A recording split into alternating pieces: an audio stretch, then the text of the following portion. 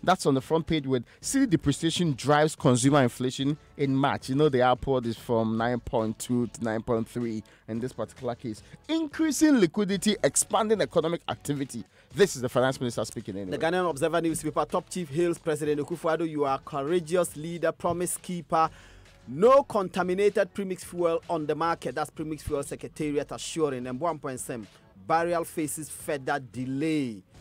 Now, the Finder is reporting massive overhaul. This is to do with education reforms. There's one you should know about. Ghanaian company targets affordable medicine for every worker and every African in this particular case. And work begins on the Sheffield Jaboso Roads warehouse at Bia. And all of those stories are on the front page of the Finder this morning. We'll come to that massive overhaul shortly, but let's do the Ghanaian Times. Newspaper has GS Outdoors new uniform. We have done the vigilantism bill. Is here. President Cast sword inspects projects in Western North. The police grabbing announced boy killer is so. Here I will deliver on my promises. The president's back page of the Ghanaian Times newspaper. GRA explains benchmark value reduction and Tamaloop Oil Company bills police post. Malik, handle our first story with urgency. The vigilantism. Yeah, so yesterday the Attorney General, Mrs. Gloria Kufu, went to Parliament. She laid before Parliament the vigilantism bill, vigilantism and other offences bill 2019, which she laid before Parliament. The bill essentially has 10 clauses. Within these 10 clauses, what the bill seeks to do is to do two things. Ban vigilantism and vigilante groups and their associated matters, and also ban landguardism. You know that those two matters, especially landguardism, has been one that many have not paid attention to. Now, this bill seeks to deal with that. The important thing in this bill is that, unlike the Criminal and Other Offences Act, where the kinds of activities that fall under vigilantism are treated as misdemeanors, in this bill, they are serious offences. The minimum prison sentence that one can get if one is found guilty of committing vigilantism activity is 5 years, and you can go as high as 25 years imprisonment.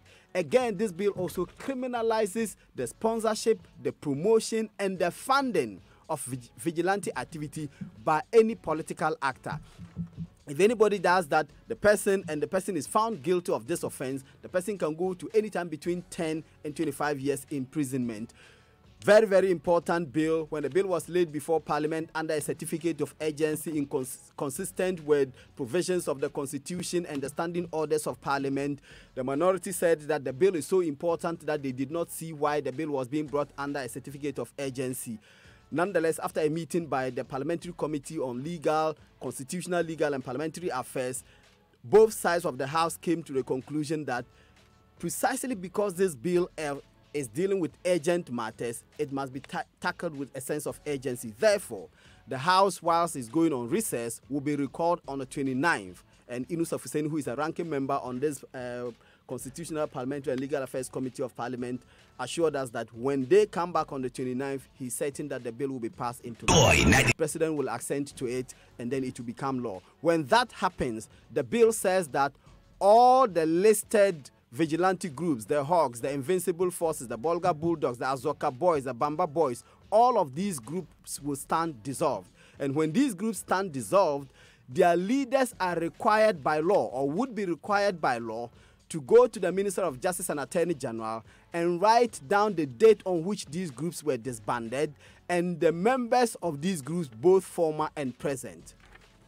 That's what the law says. So very important law, very important provisions. Which will be dealt with. Even those who opposed the law, insisting that there were existing laws to deal with vigilantism, have come to the realization that this law is proposing to do more than existing laws contain provisions to deal with. And it will be dealt with under a sense of urgency in Parliament, just like how Malik told us the story very urgently this morning. Raymond. Yes, I have some slight concerns too. For example, paragraph 5 of the memorandum states clearly that while the Commission of Inquiry was sitting, and this memorandum of vigilantism and related offences, but the President, during his message on the State of the Nation address, given on the 21st of February 2019. Wait, we can't hear you. Okay, so I'm saying that the memorandum that accompanied this particular bill, paragraph 5 says what? While the Commission of Inquiry was still sitting, the President, during his message on the State of the Nation, delivered on 21st February 2019, encouraged the leadership of the two main political parties to come together to bring an end to the phenomenon. The president also stressed that if voluntary disbandment by the two main political parties was not feasible, then he would initiate legislation on the disbandment. We know that the political parties have met for the first time. So if it is the sufficient and necessary condition for this particular law, the political parties on the 29th that the law may be passed are going to meet again. So the president asked the attorney general to draw up legislation at a time that there was still a trading of letters going on about this particular meeting. Remember, this bill was almost in parliament and had been drawn out clearly by the time that the first meeting had been held. The president did say that he preferred that they met the week after. The first meeting was held 50 days after he gave that directive. My second point in this case is in Article 106.2 of the Constitution. 106.2 is pretty clear on the mode of exercising legislative power. And it says here that no bill other than such a bill as is referred to in paragraph Article 108 of this Constitution that deals with settlement of financial matters anyway, introduced in Parliament, shall be introduced in Parliament unless it's accompanied by an explanatory memorandum setting out in detail the policy and principles of the bill, the defects of the existing law. What I don't find in this particular memorandum is the defects of the existing law. But is there an existing law? Yes, existing law on the particular conduct in this particular case. Okay, existing law governing should have brought the Criminal and Other Offences Act and those sections and to spell say out that the they exact don't defects in this particular case. I don't find any of those in this bill. I think I read something yesterday. I don't have my bill, thanks to Daniel. I can give you mine. Thanks to Daniel who took it and left it at home and came to work. And you have to point out. I think I read aspects of the bill which yesterday was dealing with not in the exact words of existing law, but this is not to exclude other laws relating to these offences. So again, we do not have existing law dealing specifically with vigilantism. I mean, the nomenclature is important. There are offences that you can say come under vigilantism, but they are not so called and so named. So speaking, there may not be any existing law dealing with specifically vigilantism. Yes, and that's under. Let's come away from that. Raymond, thank you very much for educating us, which is what we all seek to do in our basic schools, isn't it? Yes, and that's what fostered. We have spoken here about sometimes in 2015, 2014, where we had almost 98% of the students in the basic school. Now, after the early grade reading assessment, those students could not actually read. In fact, it is worse for those. Raymond, you're saying this nicely. They could not recognize a 4-letter word. Very good. Thank you. Brilliant. So that was the concern. This is because, to be fair, when you start basic education, the only time the state get to assess you is when you go for the BEC, right? So your first 6 years, including the next 3 years of the JHS, there is no proper external assessment, which will tell the state that policy is failing in this area and failing in other areas too, which is one of the reasons why they want to change this. Now, when you start, the state is saying that at various levels, 2-year intervals, we would assess you.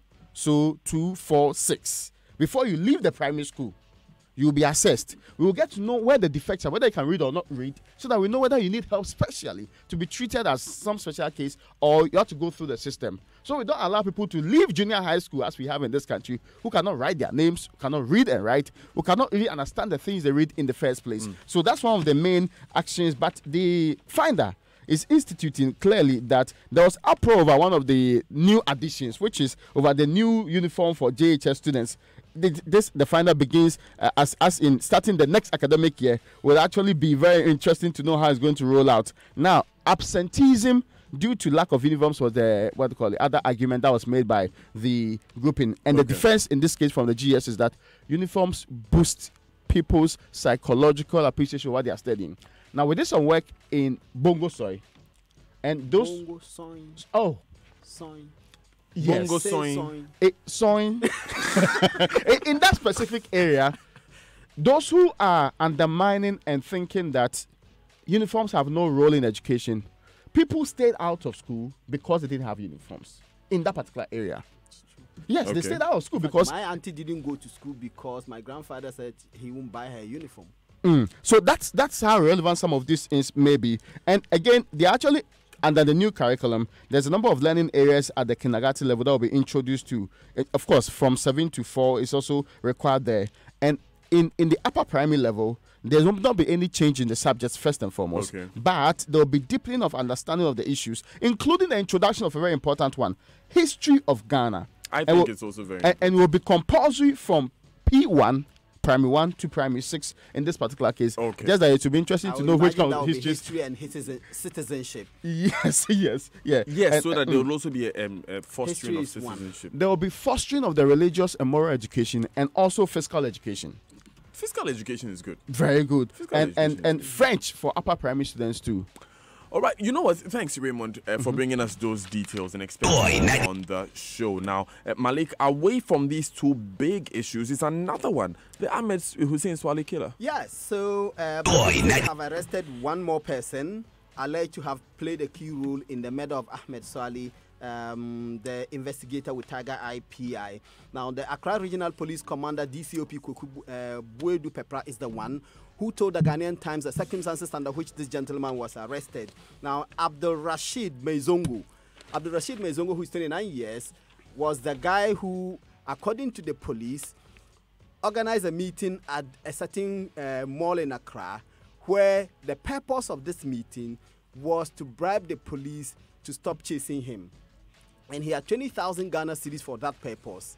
But the police was not in the mood to take any money and let a suspected killer get away with it. So they picked him up together with the money, and he's been transferred to the Criminal Investigations Department of the Ghana Police Service, whilst investigations are continuing into this act which shocked the nation. So the police turned away 2,000 Ghana cedis. Absolutely. Kudos to them. The fact that this gentleman had to invite the police with the purpose of bribing them with this amount so that they will look away and not enforce the law is another subject of contention. But Raymond, GRA has uncovered pervasive VAT evasion. You know, places like Mokola and Abosoka, there's serious business going on there. Yes, of course. But a chunk of the people that the GRA visited, the businesses in this case, it revealed that they're not issuing, how do you call it, the receipts, the VAT invoices and receipts to people. So if they issue other receipts, the likelihood that they will not report on the activity as part of their economic activities is very, very high. So they went there, they actually bought some of these products and realized that it was completely, in fact, almost 80% of people who are selling in these enclaves don't follow the instructions. And the GRA Act, of course, the VAT Act of 2013 specifically indicates within the band that they dealt with, those people are supposed to issue the receipts of the GRA. Now, what they did was to talk to some of them. Also, those who have been doing this for a very long time, they had to now get them arrested. What they can do later on is to charge them with the amount of monies that they, for a period of time, have not been issued the receipts for. Now, we know that currently, of course, the tax to GDP is somewhere around 13.1%, which is very, very low if you compare it to states that have made progress, especially with social development and the other things involved. Okay. And they're saying that they're going to roll out. By tax to GDP, you mean how much of GDP is made of tax revenue? That's true. Okay, so that's the other thing that they are also talking about now. We seek to improve the GDP, what they call it, also the tax revenue out of GDP, but we are not getting the people complying with that. Okay. The GRA says it also knows that there are some big hotels in the country that are doing the same thing. It will crack the whip of all of these institutions until we all comply in the country. The GRA is joining us on the show today. We'll explore some of these issues. Malik, there are shops you go into and they actually ask if a VAT receipt or not. Because a VAT receipt means you pay more. Yeah. Mobo. A man has drowned to impress his girlfriend. Yes, so this Ion, that's his name, as given in the publication, the publisher newspaper story. Kwame Ion died in the River Densu at Kufurudua. And he went to this river, this section of the river, which, according to the paper, has become virtually a beach where the people go and have fun. He went to this area together with some girls. In an attempt to impress them, he jumped into the deep end of the river, attempted to swim, and then he couldn't. Apparently, his swimming skills are not up to scratch. When he was gasping for breath and struggling to save his life, the ladies took to their heels and they ran and called for help, but the help came too late. Very, very unfortunate. Rest in peace, Kwame Ion. And of course, a good morning to Elvis Kwashi, who is a head honcho at Joy News. Who is going to have a throw super his hands morning. and ask you why you are doing that? He's having a super morning wherever he is. Raymond, who is saying that he will conduct a construction audit on Sino Hydro? That's the Auditor General of the People's Republic of Ghana, Daniel Domilevo. He's saying that, of course, he said the complaints by people. What he's going to do is now go take every single project. I thought this was an old promise. Yes, but that was prior to the current engagement. Was the old promise Sino Hydro? He said he would No, take road general contracts. construction, yes, and deal with so them. now he's going to focus on Sino Hydro. In fact, priority number one issue for this particular year, because implementation is starting this year and the duties are expected this particular year too. He's saying that the days where people just present any certificates at all to be paid for contracts that they've inflated and all of them, and audit has always been problematic. The main issue is that if you do construction audit, you're able to match project in detail, and every single act within the project will be dealt with accordingly. So that's the progress we seek to. And let's not forget, we lose millions in inflation of contracts and all of that, and we have complained about that consistently. And the minority has also raised questions about the cost of road per kilometer in that Sino Hydro deal. That's true, and the fact that some of Fuase construction is supposed to be inflated one way or the other, and Abuja is very clear in his mind that for his years that he's been in the field, it cannot be possible the kind of figures being quoted in the Sino Hydro. All right, very interesting. We are waiting, Mr. Dominic. Pause. Raymond, go ahead into that new malaria vaccine. Yes, there's good news for all of us. I know that for the last almost 20 years, the institution, the Gucci Memorial Institute, has actually been working at getting a vaccine. Now we have a vaccine available. The vaccine will make sure that the malaria, the biggest killer in this country, will be reduced tremendously. Just like we fought the 6 childhood killer diseases with vaccines, we are going to be fighting malaria with vaccines too, and that's the good news from that particular end. Nice, great. And finally, Malik, you did not vote in vain. I think that's the president speaking to those of the Western North. Absolutely, right? He's assuring the Western North people that his promise to them to create and develop their region was not just to win votes. He meant it, and he's determined to fulfill it. He said this when he presented $20 million as seed money for the development of this region, together with some 8 vehicles. And these vehicles are to help with the Regional Coordinating Council. And he also inspected building projects in this area. He assured the people that his determination to develop all the new regions and the entire country is undimmed, and he's prepared to continue to work hard to achieve that. The Omahini of the Sefiwe area, Katechie, I can't see this one, Kweku Bomangama II, told the president that they were excited that he's a courageous leader who kept to his promise. When people didn't believe that what he achieved could be done, he did it. And they believe that he will develop the area as he promised. The people were excited when they saw the president and when he made these presentations to them yesterday. Right, thank you very much, Malik and Raymond. We go online now, and the online news review is brought to you by Zenith Bank in your best interest and Goil Good Energy. Make your day productive by relying on quality fuel from Goil, your 3-time CIMG Petroleum Company of the Year. Goil Super XP and Diesel XP are additivated to enhance strong engine performance and prolong the lifespan of your vehicle. Above all, you are guaranteed extra quality with our fuel analyzer from our mobile laboratory van. Get your money's worth every day by buying fuel and lubricants from any of Goil's over 360 service stations nationwide and experience good energy. Buy Goil, grow Ghana. Goil, good energy. Goil, Yanara Yedia. Now, be that person who makes payments anytime, anywhere without the need to carry cash, or that person who lives light because you use a Zenith mobile app to pay bills, top up airtime, effect instant transfers, top up investments, and so much more. Avoid delays and keep afloat with the simple things in life. Simply sign up for the Zenith Bank's electronic banking solutions today and live light. Go light with Zenith Bank. It's faster and smarter. Zenith Bank in your best interest. MyJoyOnline.com has a list that reveals 957 people work at the presidency. That's the latest list presented by the president to Parliament in compliance with Section 11 of the Presidential Office Act 1993, Act 463, which requires him to submit every year to Parliament a report on the staffing position of the Office of the President. This number is a reduction from the 998 figure in previous years. Huge free SHS investments compromising quality education. Former President John Mahama is predicting a fall in quality education at both DHS and SHS due to excessive investments in the free senior high school policy. But Mr. Mahama says that he will maintain the free senior high school policy when he comes to power, as if he comes to power. So He would improve it. he will improve it. Yeah. So will he not invest as much, since he says huge investments are compromising quality? Anyway, that's a question for him to answer. Woman goes to bed with flat stomach, wakes up with baby bump, gives birth 45 minutes later. Hey, don't be obi. Okay. And 19 years, and she's 19 years old. Hey, it's not a joke. It's in the UK. Look, go on my journal line right now and go and read the story. It's something that I need to read myself.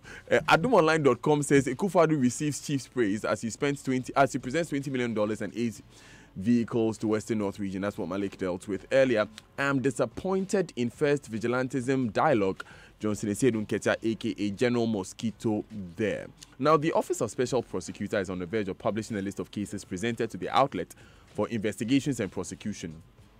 According to the board chair of the office, Madam Linda Ofori Kwafo.